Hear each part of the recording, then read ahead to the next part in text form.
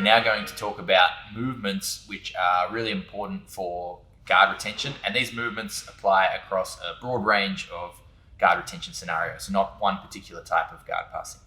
There are other movements that will be covered in the specific guard passing scenarios as well, the ones that apply to that particular guard pass or guard retention type.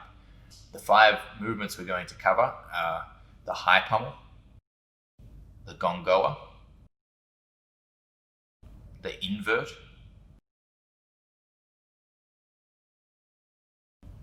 the leg dab, how to use your elbows to move around the ground. And we're also going to just go through a quick overview of the ways you can reface your hips if your opponent turns your hips away. In this, we're going to talk about the movement themselves and potentially the common mistakes people make in the movement, but we won't be talking about the scenarios so much. The scenarios will come up later when we do those particular topics. We'll talk about why you're going to do these movements, like what it achieves, but the actual scenarios will be covered later. So a big part of this instructional is that we are going to be using invert and invert type motions quite a lot. So some people don't like to invert. If you don't like to invert, there is going to be things in here that are useful. You probably will miss quite a lot of what's going to be useful though in terms of like defending these particular types of passes and in this way. So I just wanted to address whether you should be inverting and whether it is bad for your body. I think if you have the right mobility and if you use the invert at the right time, it's actually very safe. Okay, but if you are inverting when you shouldn't and you're trying to fight it at the wrong points, or if you're quite immobile, I think it is potentially a bad idea, and you should probably stretch first before inverting if that's the case. So you might want to just focus on our mobility section first before you actually get into some of the invert related techniques if that's the case. So basically a simple test. If you roll your feet back, and first of all, can you touch your feet on the ground? If you can't touch your feet on the ground, then that means you want to stretch your hamstrings. If you can touch your feet on the ground and you can still lift your head off the ground like I can here, that means my neck is safe when I get stacked. Okay, so if I happen to get stacked from an invert and I can lift my head up, then that means my neck's not taking load. Okay, if you're less flexible, for example, if my feet can't extend here and I get stacked like this and my weight's on my head and I can't lift it, it means my neck could take strain and that could cause injury. Okay, so I would recommend stretching quite a lot and until you can get to that point, right? The other thing, or you bail early. You can try to invert, and if you feel like you're getting stacked, you kind of just let them kind of go, all right? Another really important thing is not to push against a stacked position. The worst thing you can do when you're stacked, if I'm like this, is to actually like push against my opponent. I'm in a fully flexed position on my back, and then I'm pushing against it, creating a lot of compressive load on my spine. It's like you're adding load to your spine by fighting it. You're better off kind of framing and letting it go if you're feeling uncomfortable in the position. All right, so try not to fight the invert. And then the last thing is just make sure when you do an invert properly, there really should be no weight on you. You shouldn't get fully stacked because you're spinning underneath when their weight's off you, not on you. So a big problem people have is they try to invert when they actually shouldn't, and they kind of get like stuck here, and then they get stacked. When we invert, it's often we're framing our opponent away, and we're going underneath our own weight to recover, and there's no real pressure on us.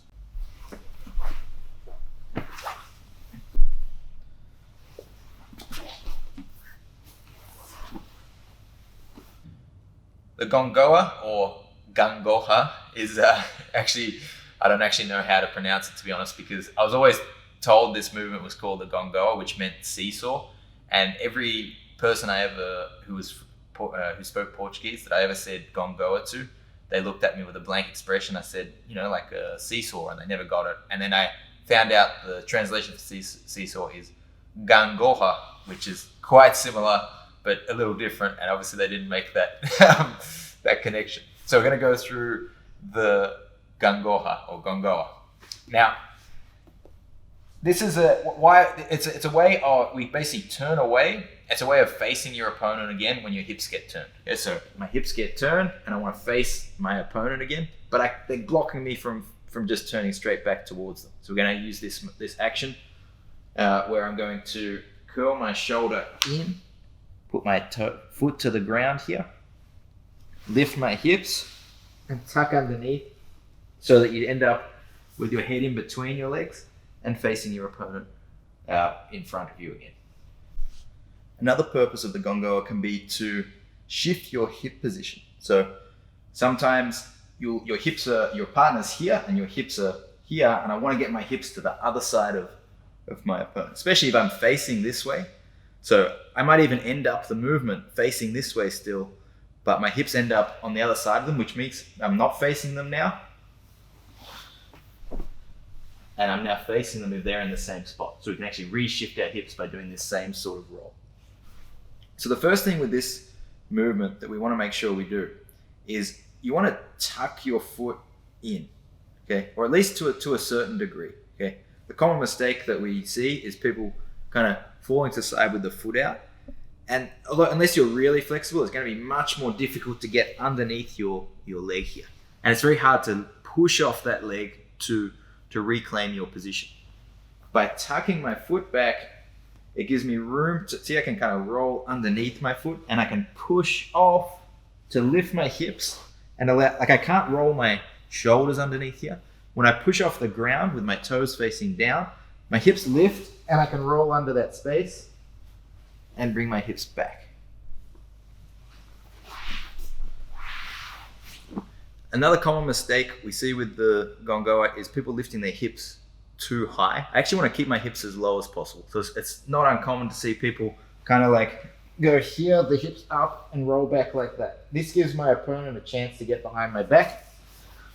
I want to do this with my hips as low as possible. So I actually kind of, as I'm bringing my head through, I'm dragging my hips out low, and it's going to be a much lower way to get back together and harder for our opponent to get underneath our hips. Another common mistake with this is to push the hips away instead of kind of lifting and giving yourself room to go underneath. So it's not uncommon to see someone kind of turn and push like off the ground and like this. I need to make sure my shoulders really go underneath. So as I come up, I need to roll my head through, getting on your shoulder and pivoting on that shoulder so that your head ends up in between your hips and your legs come back. So in summary, for the gongoa, I turn to my side, tuck my elbow in, bend foot to the ground, turn, lift your hip, get on your shoulder and tuck your head through.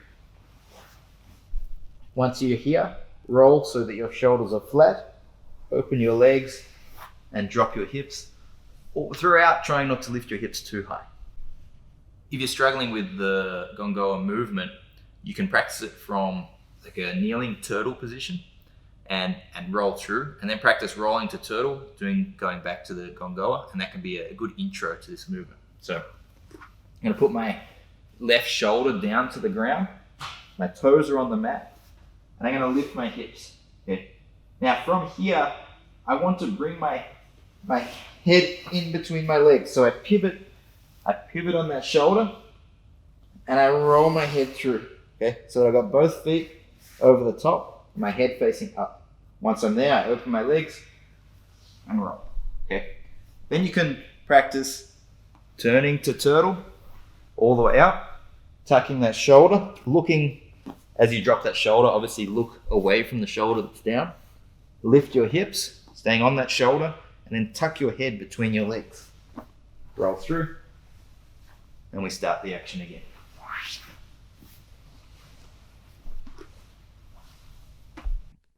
Now see a few examples of the gongoa in action.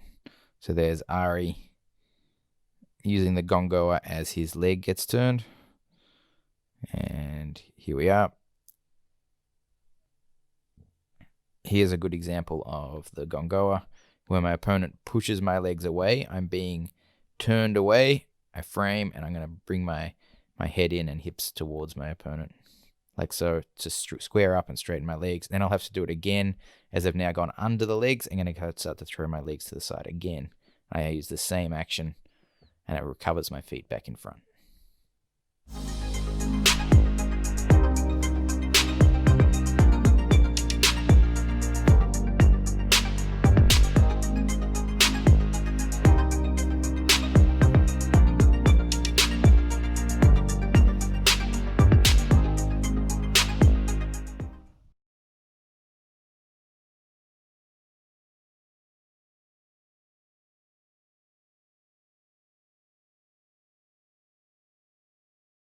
common movement that we're going to be referring to throughout this instructional is the high pummel. This is a really important movement that you need to know, and it allows you to defend pretty much all different types of guard passes, whether it's a through the legs pass, around the legs pass, or an under the legs pass. The high pummel is basically a really good alternative to the hip escape because you don't have to separate your either of your knees from your chest in the process, and it allows you to square up with your opponent and create distance between yourself and your opponent without giving up any kind of position, without giving up your knee line or giving up a crossface, for example. So the high pummel,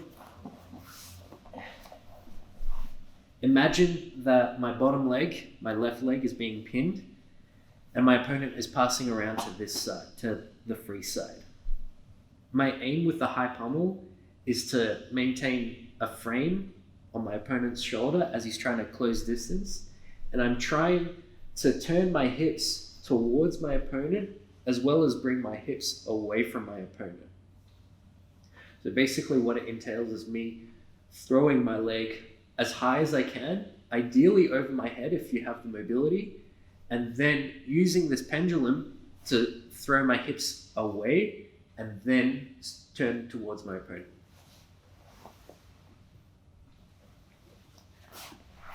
So with this move, what makes the high pummel work is trying to lift my hips off the floor by throwing my hips up and throwing my legs towards my head.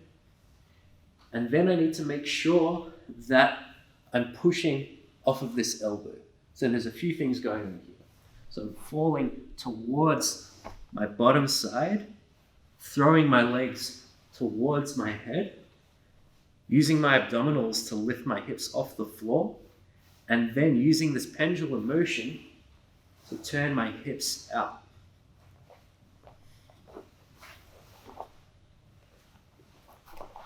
Now, if you don't have the required mobility, if you don't have the best hamstring or hip flexion mobility, you can still do this movement. You're just going to be more reliant on using momentum to bring your legs towards your head.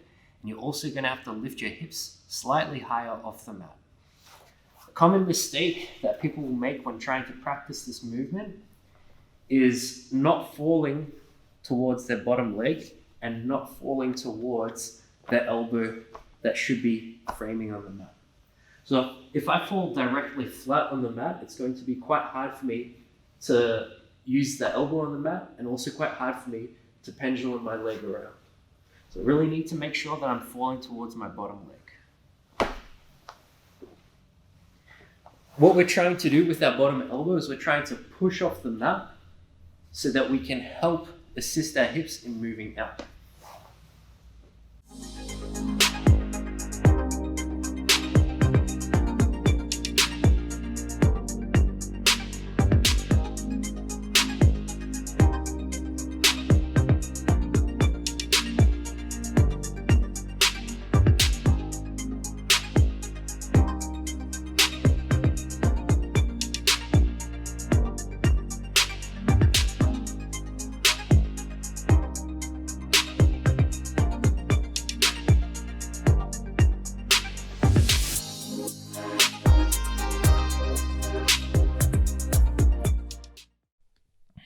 Here, quite early on, you'll see an example of the high pummel where I am holding Ari's leg, and you can see he's bringing his leg over the top. So it was an ability to stop my leg getting pinned, but it's also a great way to recover from the headquarters position, because I'm going to try to settle into headquarters here. I've stepped over the leg, and he's already chopping that leg through. I think I try to clear that, and again, Ari goes back to a high pummel, and that brings his hips out to the side and gets him from turning away. So this actually goes back to having your hips turned too, where you can see in the headquarters, your hips slightly get turned facing away from your opponent towards the camera, whereas I'm trying to pass generally towards my left because I've trapped that left leg, and Ari's high pummel here gets his hips out and allows him to recover his foot back in front of me here. So the high pummel is a movement I really want you to get good at. It's so versatile. It does require some degree of hamstring flexibility, so you're going to work on that. We'll cover that in a moment. But you You can see here, Dan's going for a knee cut and he's holding on to my trapped leg. I'm framing the shoulder and I'm going to be able to use a high pummel action here coming up. If you need to, you can grip your own leg. See, I get stuck and I use my own hand to assist until my heel can chop on the inside of the arm or break that grip. There we are. So see how I chop on the inside of the hand and that will break the grip. If we go back a few moments with that high pummel, if you haven't, my knee's not turned out. That's something Ari was mentioning. You need to have your knee turned out and your heel facing inwards. And once I achieve that, now I can chop down and my high pummel's worked. I've broken that grip and now I have position that I can frame away.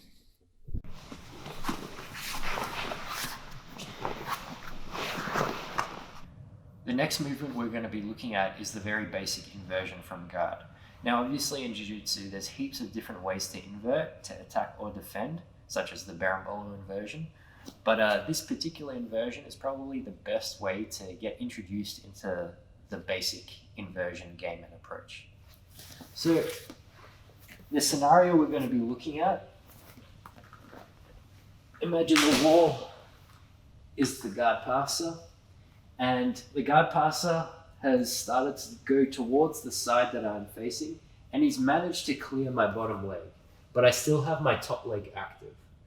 So what I'm going to be looking to do is I'm going to look to attach my top shin towards the guard passer's hip, like so. As I do this, I'm coming up towards my knee. Essentially, I'm like in a turtle position, except this knee is off the floor. What I'm going to be looking to do is I'm looking to take this bottom leg and recover it. Except I can't just simply pull my bottom leg through because the guard passer is obstructing that pathway. So if I invert all the way through, I can recover the bottom leg. So I'm going to take my head, my upper body towards my lower body so that I can recover my bottom leg. As I do this, I'm pushing off the floor with my bottom leg. I'm pivoting on my shoulder, and then the initial knee shield that I was using to stay attached to my opponent is going to help guide me all the way through so that I can square back up with my opponent. So one more time, passing towards my left, clearing my bottom leg, attaching with the top knee shield, spinning all the way through, upper body goes towards the lower body, then squaring back up again.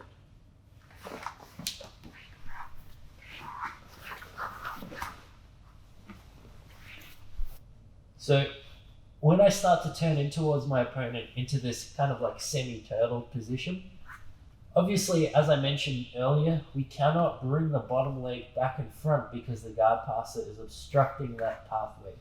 But we can take the leg all the way around when we spin through, like so. Similar to the Gongoa motion, the start is essentially the same, but the finish is going to be different. The reason why the finish is different is solely based on where the guard passer is when he initiates the pass and where he intends to be when he's trying to finish the pass.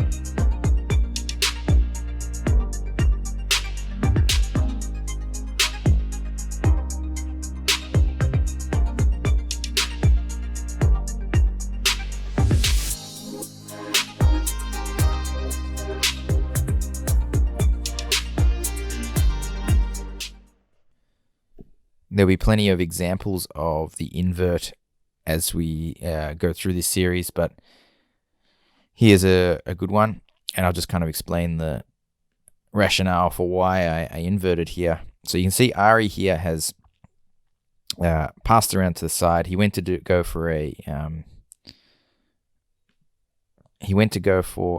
kind of a long step pass where he's gone for a crossface here, and I've just moved my head away enough for that to not stick and framed his head enough for that to not stick. And you'll see I spin through facing inwards to recover. Okay, so generally for an invert, we're in a scenario here where, because of Ari's body positioning, I want to recover my left leg. If I could, I'd just take it to the other side of his hip, and that's fine. If I could just go in a straight line, I'd be happy. I'd be in good position, but it's blocked. So instead of going that way, it's going to spin underneath all the way around to meet that hip by going the long way. Okay, so by going this way instead of just the direct line. Okay, so that's where I make enough space, spin in, and you see that leg. Sorry, I'll do that in slower.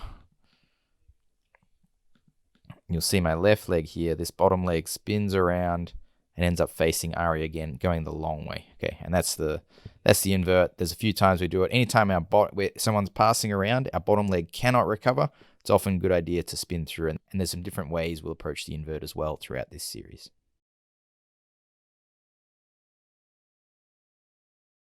Just going to look at a second type of invert, or a different way of inverting, and which we think is probably the best. Most of the time when you see someone learning the invert, I think it is a good way to learn it. It's probably the easier one to do. It's often the body curling in, and I kind of roll. I curl in, and then I roll from my right shoulder here to my left, like so. And that's how people are kind of learning to the invert. So again, I kind of go with my body first, and then I lift my hips, and I roll through. And you can see when I do this, I cover ground like this way. So if you watch it again, I end up moving along the wall this way. Okay. It's a good way to practice and learn the invert. But in terms of practicality, often when we invert, our big issue is that the person's trying to like cross face us and attack us on this side. So if you're trying to move into their space, that can get blocked. Okay. So often a better way is to come onto your shoulder and lift your hips first, and then tuck your head under your hips. So you see here, I'll more like move underneath myself than across. So if I'm here, I get my hips up onto my shoulder here, and then I pull myself through this space. So instead of like rolling that way, I come underneath to recover. Okay, so again, we're here. For this one, I'm going to go on my shoulder, lift my hips, and my head then follows last. My head and shoulders fall through at the end.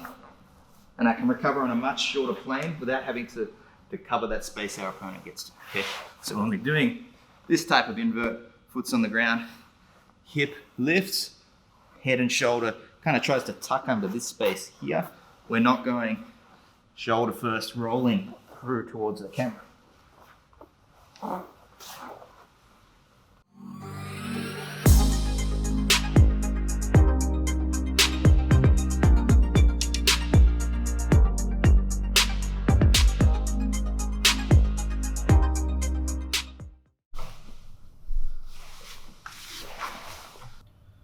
We're now going to look at the leg dab, which is this is basically what we do, like a dab movement with like we can do with our arms, but with our legs like this. So you see my knees on the outside and my foot's across the midline. So my foot's on one side, knees on the other, and my other foot can go out. There is a chance here as well. So often we go like this, and then this foot will cross over as well. So we're kind of like almost dabbing between the different sides as well. Now, what is it useful for? It can help us spin. So if you imagine your opponent can, from either front or back, is trying to push my legs forward this way, or they could be in front of me and they're trying to push my legs down. For me to resist that, so if my opponent's trying to push me this way and I try to resist with my legs, it often will cause me to stack. And if they're in front of me and they try and push my legs away and I try to resist by kicking back, that will probably sit me up because I'm kind of resisting their force well. What we can do instead is this dab action like so, okay? And this can help you spin and recover. So imagine I've got someone pushing forward here, I put my knee out and foot out, and now they're gonna have to, if they're pushing against they're pushing the soles of my feet here, if I turn here, now they're pushing on an angle. They're not pushing at me. It's not a stack anymore. They're pushing to try to turn me now. Like if they push on both feet, that turns me. But by doing that, it gives me a very good chance to swing my feet up and dab the other way and actually recover to the side they might go to. Similarly, if someone was pushing back down from here, if I was to push back, it would sit me up. But if I turn my feet, now as they push, if I extend, it's going to spin me back in front of them. It's hard to show that here, so I'm going to show it against the wall. And this is actually a good way to practice it. But if I was to swing back and my opponent is pushing against my legs, if I extend back against their hands, it will spin me back towards them. So as the drill against the wall is to swing your feet to the side, like so. Lift your hips, touch both feet to the mat, to the wall, sorry. Take your outside leg off, extend with your crossed leg, and that will spin you back to face your opponent.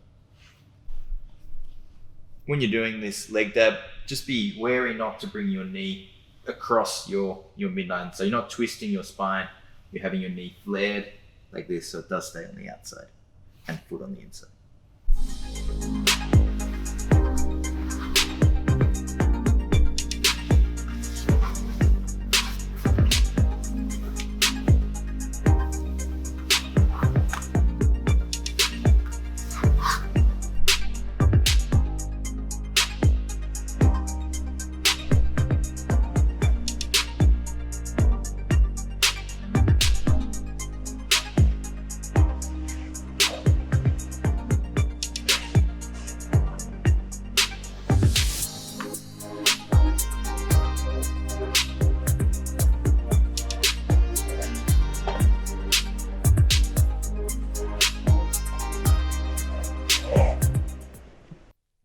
Here you'll see an example of the leg dab where Sam is in the north-south position and Ari is going to change the position of his legs into this leg dab posture. As Sam steps around, you see that leg dab posture here. As Sam steps in front, that's going to allow Ari to spin back and recover back facing Sam. One of the applications of the leg dab is to prevent the double ankle stack, where they're pushing towards the stack or potentially from north-south pushing the feet away. And you'll see here I've got double ankle grips on Ari and he folds his leg. So one leg extends, you can see this leg's extended, and the other one gets folded, and it makes it a very difficult plane for me to drive and lift his hips without this leg chopping down towards the ground. And as that chops down, you can see I've lost any power with my left arm to initiate the stack, and that same foot is now in front, ready to kick me away. So you can see he slides his hips back down, and he's avoided being caught in the stacked position from that. So once more, from the double ankle stack here, Ari's going to fold one of his legs and extend the other. Here we are, legs folded, other one extends, and he's got good position now to recover. So last one, something we've covered a little earlier, how do we use, and so we talked about why we use our elbows on the ground. They can help us to move or to frame. Just a quick guide on how to use your elbows to move your hips. If your weight is on your hips, your elbows won't do anything. So you see my hips are on the ground. I try to close my elbow in and I can't. So I can close in or I can obviously open out, depending if I want to move my hips towards my elbow or move my hips away from my elbow. So if I want to move my hips to my elbow, I'm going to lift my hips up off the ground. Okay. Swing up and put weight on that elbow. If there's no weight on the elbow, it's not going to catch anything. So I need to turn to that side, swing my hips up, and I close that elbow and it pulls my hips towards. Okay. Again, put my elbow to the side, weight on that side, hips up, and I can turn towards that side. If I wanted to move my hips away from my elbow, I would close my elbow and roll to that side again. I need weight on that elbow, so I roll to that side, and then I open that elbow out, and you see it's moved my hips away. Again, you kind of sit. This one we sit forward, and when you kind of roll, you want to roll onto your shoulder a little bit. So kind of sit forward, roll onto my shoulder as I open my elbow out. So I kind of go like elbow, shoulder, open my elbow, hips move away. This is a good one. You can practice moving your hips in a circle by both closing your elbow. So try to do a full 360, alternating between closing your elbow to do it and opening your elbow to do it. So I'll just give an example of this.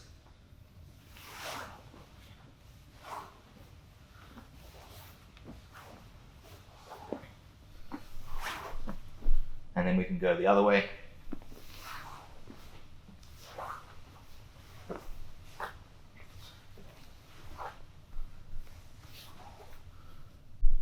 It's going to talk about not getting your hips turned and ways of recovering when your hips are turned, now that we've covered a few different movements. So first off, if I've got an opponent here that wants to turn my hips, if I can turn on my side far enough, their leverage is very poor to actually turn me over. So this is going to be more difficult to turn me. If you're starting to get squared up more, our elbow on the mat can prevent that. Potentially even by lifting your leg up high towards your chest and reinforcing that elbow with your hand will also stop your hips getting turned. We have a movement that we just call a crossover, or essentially it's like a pummel, where I can just swing my hips. So I kind of, one leg will drop down a little bit as the other one comes up, and it turns my hips as I do that. I must lift my hips up off the ground to do this. And we also have the high pummel, which combines closing the elbow to move my hips out to the side and swinging my leg as a pummel too. And that will give us good hip movement. And then lastly, if our hips are really turned away and we can't use that motion, then we're going to use the gongoa to square our hips back up.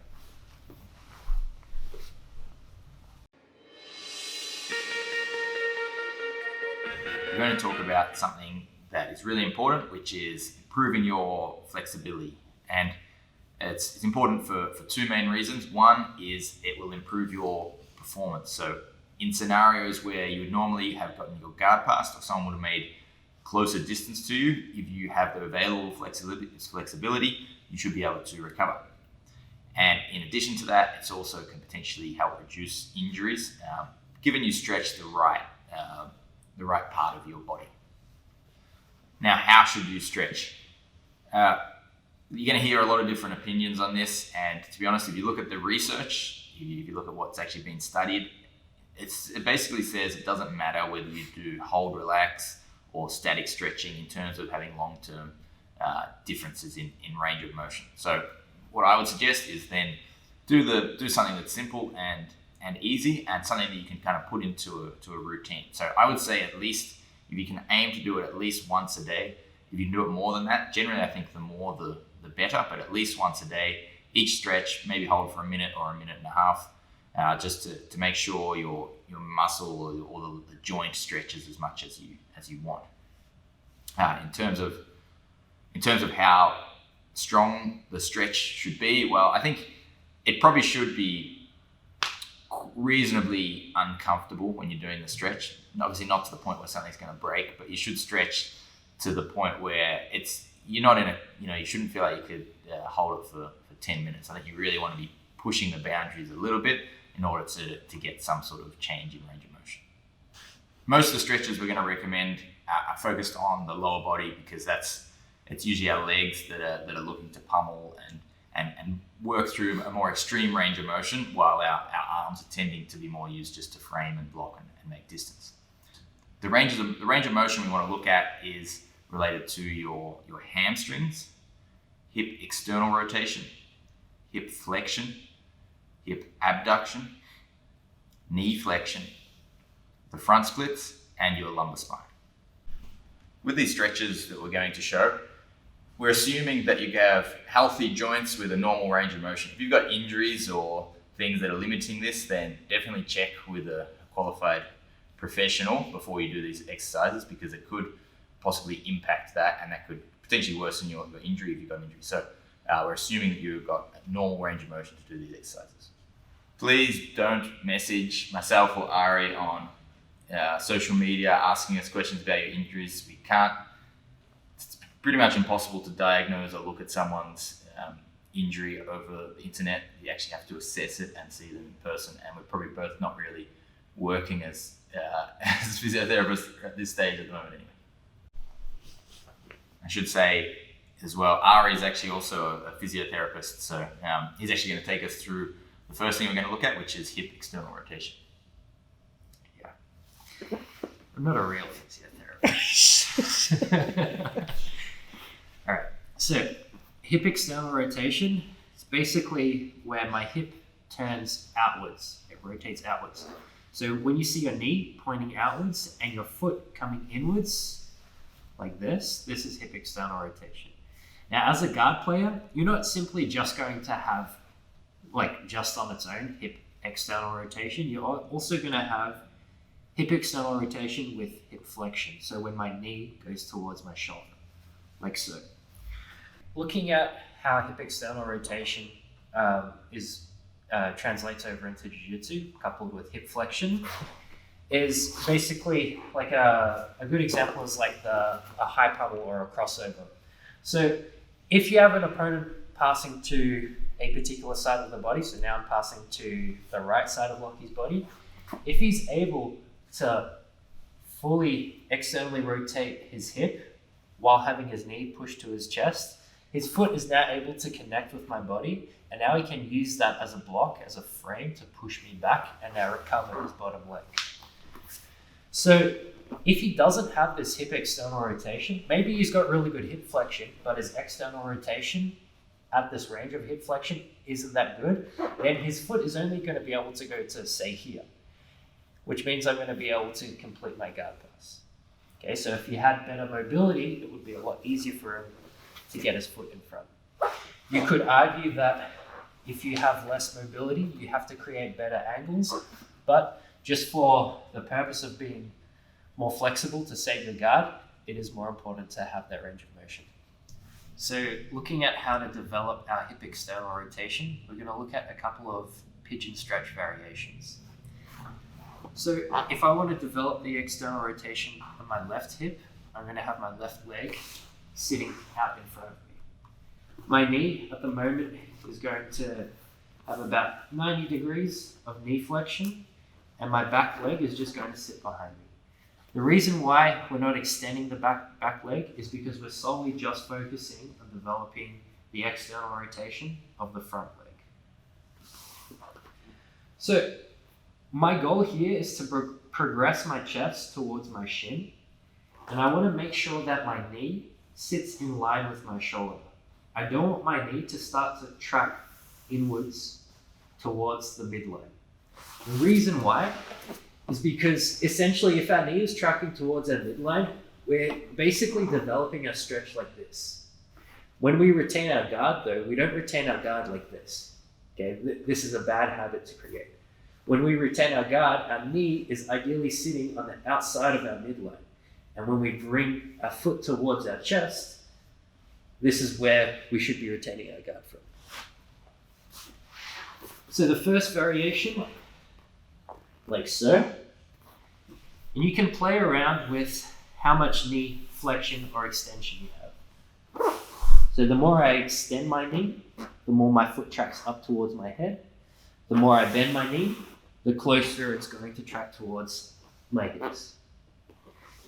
The other variation we can look at, this is probably my favorite one, and it's a lot more specific for guard retention, is where I take my foot towards the front of my other knee, and I'm going to grab onto my shin and pull my foot and my right knee to my chest, like so. This is a much more specific stretch for the hip external rotation for guard retention. What I also like to do, once I've developed this range, is to kind of use like an active stretch by pulling my knee to my chest like so. What I also like to do, once I've developed my passive range of motion here, I'm going to start to try and develop my active range by actively pulling both of my knees towards my chest, like so. The next movement we're looking at is hip flexion. So that's the ability to pull your knee, I'll say towards your chest, but in reality, you kind of get blocked by your chest. You want to be able to pull it kind of past, just laterally past your chest, so in a slight amount of what we call abduction, and pulling almost past your shoulder here. This is a very important movement for guard retention for a few reasons. If I Ari here, for example, and the north-south, often if I have good hip flexion, I can pull my knee almost behind my shoulder and use that now to push, frame, and make space to recover. We already talked about our hip external rotation, but that's in combination with flexion. So if my knee's not flexed, if my knee's far away from my chest, and I externally rotate, I might not reach Ari. But if I can pull my knee up and externally rotate, so knee closer to my chest, I've got much more chance of bringing my leg in front. A really good test to see whether you need to improve your hip flexion, or at least this is going to make a massive difference if you can do this. If you make an outstretched hand, like you're making a frame and Ari was closing the distance, if you have enough hip flexion, so I pull my knee towards my chest, that I can put my foot behind where my hand is, I can replace a frame. If you're lacking, if you have a frame, you can't actually bring your foot behind your hand to replace it. So if you only can flex to here, for example, you're going to struggle to recover in a lot of positions where you want to build and maintain frames on the previous frame. Lastly, it's also quite an important movement for recovering and retracting a trapped leg. For example, here, if I have like a knee shield, often we want to pull that bottom leg back to enable us to recover. The way I like to stretch hip flexion is to step one leg forward like this, keep the knee pointing up, and have your back leg out straight behind you. You can even put your toes on the mat to kind of keep that position. Put your armpit past your knee and slowly work down, not twisting your shoulders, keeping your shoulders facing the ground, and try to get your shoulders flat on the ground if you can, like this. So keeping your foot planted, try and get your shoulders to the ground, not flaring your knee out and not twisting like this. Okay, both of that would be cheating. I really want to go from here straight down like so, and you should feel that stretching somewhere around the back of the hip. The next movement we're looking at is hamstring flexibility. And when I say hamstring, I'm actually talking about two different things. There is your hamstring itself, and there's also your sciatic nerve. And this is a slightly different way we stretch these, and slightly different applicability of this as well. So where this is useful for is, let's say Ari is stacking me. One thing I don't want, it's actually bad for my back. Generally, the more your back gets bent when you get stacked, the worse it is for your back and for your neck. And hamstring flexibility helps a lot with this. Well, this one's actually sciatic nerve predominantly, but Ari starts to lift my hips to stack me or push my feet. And the more flexible the earlier I can touch my feet to the mat, that's basically when my hips stop lifting. Okay? So I'm just going to give you an example. If my knees are bent like this and I can't extend them any further, if Ari pushes here, my hips lift right up, my neck gets jammed. This is really bad for me, okay? Whereas my hamstrings, which is my ability to extend my knee like this, I'm flexed at the hip, my knee's towards my chest, so with that hip flexion like before, and my knee can extend as well, okay? And when Ari stretches me here, I can put my feet back and my hips only lift so much, okay? And actually, performance is good for injury, but also performance. I don't want my back exposed to Ari. So if I can keep my hips low, it's hard for him to pass. If my hips are up here, he can really block my back. My back is exposed, the pass becomes easy. I'm just going to show you on Ari, because Ari is particularly flexible with his hamstrings and he's very hard to pass under the legs against. Push here, you can see how little his hips lift and how difficult it is from here to actually get underneath to try to actually stack it.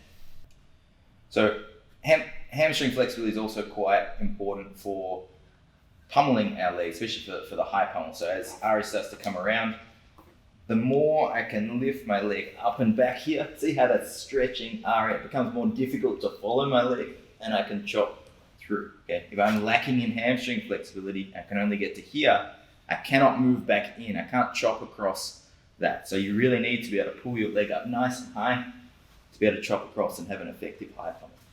So we'll now talk about stretching the hamstring and the sciatic nerve. I'll talk about what's different between the two of them now. So your sciatic nerve is the nerve that runs behind your hips, behind your knee, and it also goes up through, well, it's not speaking the sciatic nerve, but there's a continuation of the nerve behind your ankle and into your foot as well. So what happens is, if you have a straight knee, dorsiflex foot, so you pull your toes back, and you're flexing your hip this way too, having your other leg outstretched, This will be sciatic nerve, and you often feel that at the back of your knee, sometimes down towards your calf if you stretch like this. Whereas hamstring is just a single, well, it's a muscle that crosses just two joints. It's just your hip and just your knee. So you can relieve pressure from the sciatic nerve by pointing your toes, and then we can just focus on the hamstring itself. I'm going to flex the hip first to pull my knee towards my chest, and then I'm pulling my foot back like that. And here I feel this a lot more along my hamstring itself rather than the back of the knee like we do with the sciatic nerve stretch. And as I said, these movements are different. Often for something like a high pummel, it's more like the hamstring, whereas for getting stacked, it's more with our legs straight and it's affecting the sciatic nerve. So how do we stretch these? Great way, grab your belt or anything you got, a towel. For the sciatic nerve, put it towards the end of your toes, straighten your leg, okay, and take up as much slack as you want. Straighten your leg, and then having your other leg out pretty much flat on the ground, so make sure your knee touches the ground, everything facing directly straight. We're going to slowly pull our leg further and further until you feel the stretch. Okay. For the hamstring, you're going to put it down near the heel, so you're allowed to point your toes a little bit. Pull yourself into full flexion of the hip, so pulling your knee tight to your chest, and then we can use our hands to extend the knee, and I feel that much more on the hamstring itself. You can see my other knees lifting up, trying to make sure I actively push that back knee down to the ground. The next movement we're going to be looking at is hip abduction. So what hip abduction is where I'm taking my hip away from my center line. Now, we're not just going to be solely looking at hip abduction in isolation because we're talking about guard. We're going to be looking at hip abduction coupled with hip flexion. Looking at why hip abduction is really important from a guard player's perspective.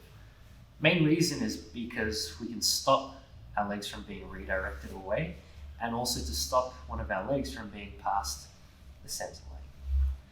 So if Lockie had really poor hip abduction and he could only open his hips to here, it would be really easy for me to redirect his hips. Okay, so I could bullfight, I could leg drag, I could start to fold his legs to one side a lot easier. If he's got really good hip abduction, it means he can open his hips really well. His knees can open out like so. So now it's a lot harder for me to redirect his hips because as I go to redirect one of his legs, his feet can hit the floor really well. And in the case of him using a Gongoa movement, he can actually square up with me a lot easier. Right, so easiest way to develop your hip abduction is by using the wall adductor stretch. So Lockie is just laying on his back, his hips are quite close to the wall, and he's just abducted both of his hips, and he's just resting his feet on the wall. So you can see gravity is just going to be pushing his legs apart, and over time he should be able to get deeper into the range.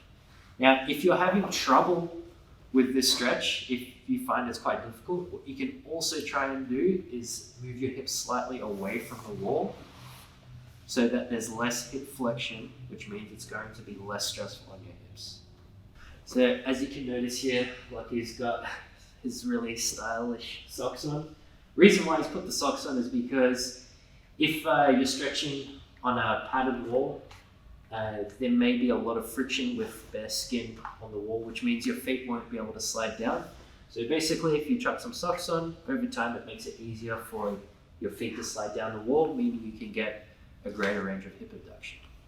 Something to consider as well is the amount of knee flexion that you have. Knee flexion is your ability to pull your heel towards your butt, like this. Okay, and there's a passive range. Like you'll see, I have a good passive range. I can pull my heel right to my butt like this, but actively I'm slightly limited on that. All right, but why is that important? Especially the active range. If, for example, Ari goes under the legs, oftentimes when we pummel, we have to like close the gap with our foot. If my knee only bends to this much, then I'm not going to be able to get it through that gap. Okay, but if I have the ability to tuck my foot in tighter, now as Ari drives forward, that actually lets me pummel my foot underneath. So often for our pummeling, we want to really like chop into good knee flexion. Now, if you're limited passively, then one way you can do it is just practicing slowly sitting down with your butt on your heels. This is something that even if you're stiff with, over time, you'll probably find this slowly will improve and you can get full knee flexion here. Now, if there's a difference between your active and your passive range, so when I lack it here, it's often because the bulk of your calf and hamstring can get in the, as you contract, gets in the way of actually getting your heel towards your butt. That's not something you can necessarily change too much. The amount of lumbar or thoracic spine flexion can also be important for guard retention, for Ari. That means the ability to bend your spine backwards, like this, curling back like so. Okay.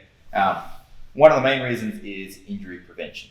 So if my spine, especially if my hamstrings are tight and my lower back and upper back are tight, if Ari starts to stack, the pressure just goes straight to my neck like this, and this is bad. Okay? You need to like bail very early as soon as pressure's starting to go to your neck. Right? But even with stiff hamstrings, if you've got a reasonably flexible lower back and upper back, you might still be able to kind of take some pressure off your neck, like so. All right. So having a good amount of mobility is gonna help for your spine, particularly for injury prevention. But also you want to be able to actually lift and move your hips up off the ground, which is going to come from your spine. So you can actually turn and pivot and have a very small amount of surface on the ground. Now, one thing we're not going to do is give you exercises to stretch your spine. It is something that if you do it wrong or if you have a pre-existing injury, it could potentially cause an injury. So if you want to work on that, we suggest you see a practitioner and they can give you some advice that's specific for you.